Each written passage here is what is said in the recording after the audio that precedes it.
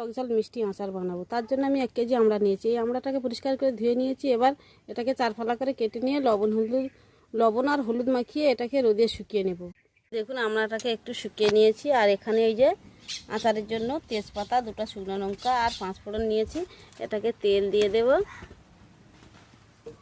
তেলটা গরম হয়ে গেছে। এবার 5 ফোড়ন, শুকনো লঙ্কা আর তেজপাতাটা একটু ভেজে নেব।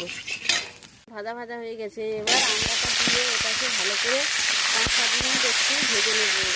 7 মিনিট ভাজা করে নিয়েছি। এবার আমি এখানে 500 গ্রাম চিনি দিয়ে দিচ্ছি।